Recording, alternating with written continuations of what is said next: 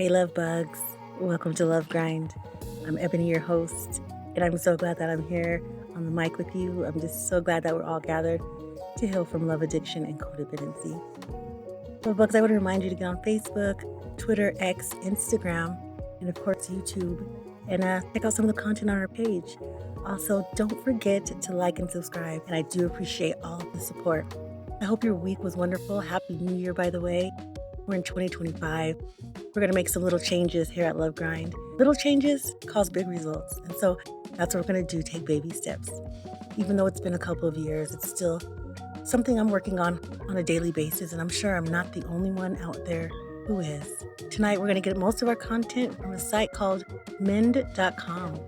Feel free to check that out and get some more content because that's what we're doing. We're mending. Are you really healing from your ex or just faking it? Let's talk about it, okay? Join me as we dive deep into our own heartbreak and challenge ourselves to figure out if we're really healing from our exes or just pretending to. We pretend a lot on a daily basis.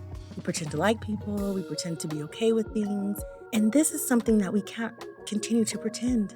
We'll be at a standstill, be depressed, are not open to other relationships, whether romantic or platonic, because we're stuck in the past. All right, we don't want to wear 80s clothes in 2025. It's not something we want to do. Under an MRI scanner, the brains of the heartsick can resemble the brains of those experiencing cocaine withdrawal. In a 2011 study, researchers had participants look at photos of their ex-loves while monitoring these people's brain activity. They found that parts of the brain usually associated with physical pain had lit up. Thankfully, love bugs, another study found that taking the Tylenol might help buffer against such pain. That's why moving on isn't just a mental exercise, it's physical as well. Studies have found that people in long-term relationships tend to regulate each other's biological rhythms. A breakup can throw your entire body out of whack, disrupting your sleep, appetite, body temperature, and heart rate. The stress of a divorce can compromise your immune system. All this shows that after a breakup, people are going to have to put in a little extra effort to keep themselves physically healthy. Then they can start addressing the mental fallout.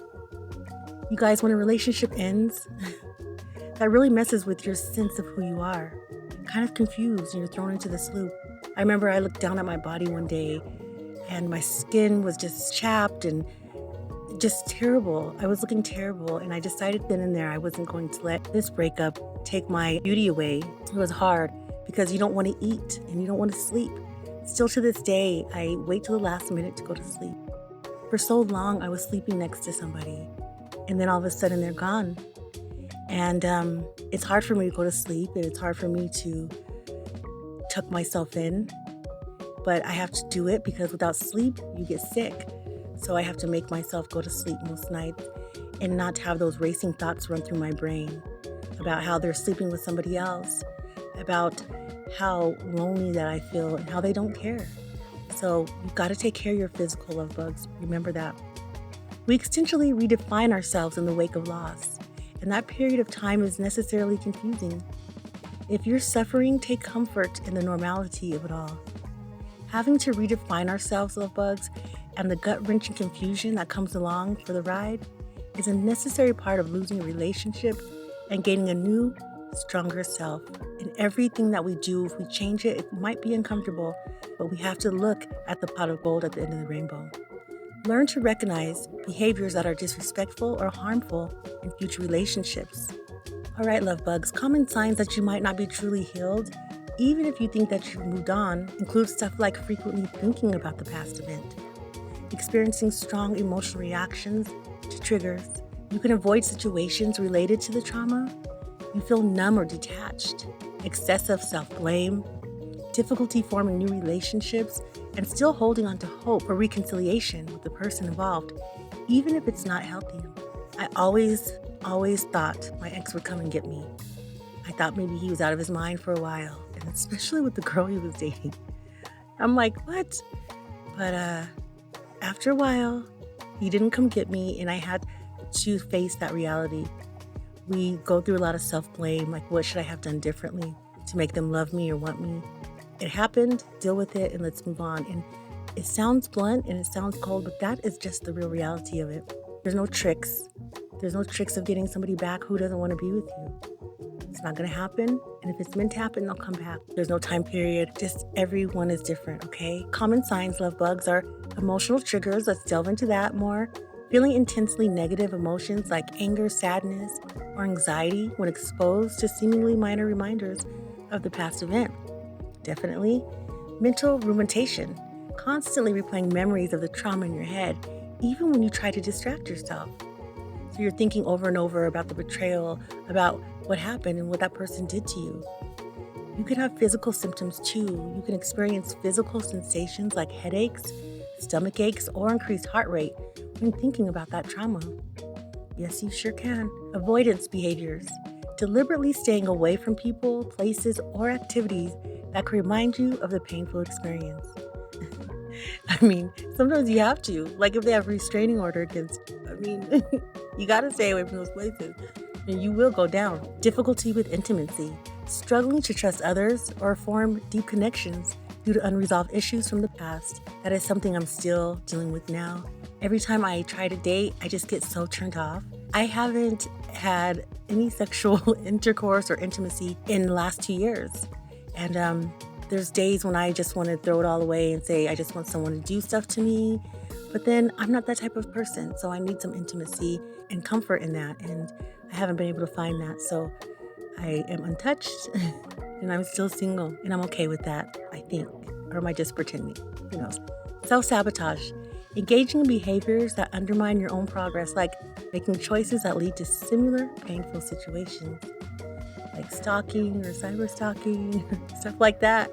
That's just going to keep you in that same spot, love bugs. You can do excessive comparisons, constantly comparing new relationships or experiences to the past, making it hard to fully engage in the present. That'll definitely keep you stumped in the same spot. It can be difficult to get over an ex who treated you badly because of a combination of factors, including lingering feelings, the desire to fix the relationship, unresolved emotional issues, low self-esteem, manipulation tactics used by the ex, and the natural human need for connection, love bugs. Even if it wasn't healthy, making it hard to detach from the relationship, even when you know it was toxic. Sometimes there's like trauma bonds, or you know that he was calling you or she was calling you this. Those are toxic things, but we don't notice that because our brains like to continue to go to only the good things. But I like to tell people, get a journal and write down all of the times you felt sad. Write down all of the flaws that just drove you crazy. And every time you start thinking about that person and acting like he was Prince Charming or she was Princess Fiona. Oh shit, that wasn't a good one, but you know what I mean. Look at your journal and remember how you felt when they did XYZ. All right? Here's some key reasons why you might struggle to move on, why we might struggle to move on, love bugs. Idolization. Sometimes people tend to focus on the positive aspects of a relationship and minimize the negative, creating an idolized version of the ex in their mind. Like my ex taught me so many cool new things. And so I would think about how smart and intelligent he was. And I would just be so distraught that I lost such an intelligent, smart man. But I wasn't thinking about how he was unemotionally available and a mama's boy and a cheater. I don't know. Was he a cheater? I don't know. Hope for change. You might still hold on to the hope that your ex will change and the relationship can be salvaged, even if they treated you poorly. Emotional roller coasters. Toxic relationships often involve cycles of good and bad behavior, which can leave you emotionally dependent and craving the good times, even when the bad outweighs them. Sometimes relationships, one person thinks that it was worse than better and vice versa. Sometimes your perception is off. Sometimes you thought it was great and it wasn't. And sometimes the other person thought it was horrible and it wasn't. So you got to make sure you're standing on your ground to know the good points and the bad points. You can have low self-esteem. If you have low self-worth, you might believe that you don't deserve better and settle for unhealthy relationships. Big thing with me, love bugs, I have to just admit that to myself.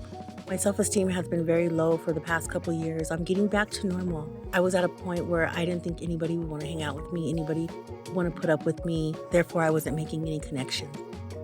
That's a real thing. Manipulation tactics. Some abusive partners use manipulation to control and undermine their partners, making it harder to leave and detach. Unresolved issues. If you didn't have a clear closure or address important issues during the breakup, you might still be dwelling on unresolved feelings. What to do, love bugs? Well, we can acknowledge our feelings, accept that it's normal to feel hurt and confused after a toxic relationship, and allow yourself to grieve the loss. Always give yourself time. You can cut off contact, completely block your ex on all communication platforms to prevent further emotional entanglement. That social media will definitely get you in trouble, and if you're not ready for it, you'll be hurt for a long time. Focus on self-care. Prioritize activities that nourish your emotional well-being, like exercise, hobbies, and spending time with supportive loved ones. I almost gave up painting for a little while until my daughter was like, no, you love to paint. And I picked up a canvas and some paint, and now I'm painting like crazy. Seek professional help. We always talk about this, love bugs. If you struggle to move on, consider therapy to understand the dynamics of your past relationship and develop healthy coping mechanisms. We want to do healthy things, not like take drugs or have a lot of sex or stuff like that. Those are unhealthy coping mechanisms, love bugs. We want to do something healthy that's going to keep us growing in ourselves. Set healthy boundaries. Explore the psychological aspects of healing, including calming coping mechanisms, the importance of self-reflection, and the potential impact of social media on the healing process. There's a lot of people who are suffering from love addiction and sex addiction and codependency like us, love bugs. And there's nothing better than to get with a group of people who know how you feel and can help you and give you tips and ways to find great things to do to continue to grow. If we acknowledge and accept your experiences, including pain, and actively work towards personal growth rather than simply putting on a facade of being okay, then we can face our emotions. We can learn to grow and know that it's okay to not be okay. Don't feel pressured to always appear fine when you're struggling. And process over perfection. Love bugs, healing is a journey, and we all know that, not a destination. And there will be ups and downs along the way. And if you just seek support like you are now when you're listening to Love Grind, you can reach out to a therapist too, or a trusted friend to help you navigate your healing process and hold you accountable. I want to encourage you guys to comment on our pages and comment about your experiences. I want to invite you to check out another video that offers tips on moving forward after a breakup. Take your power back, even if it's little by little. Empower yourself once again, love bugs, and face your new life. Scary? Yeah, it's scary. Hell yeah. Impossible? Not even close. Love bugs, I just want to wish you a great week. I hope that you use your heart in all the decisions that you make. And I'm so glad that you tuned in tonight. And until next time, love bugs, I'm out.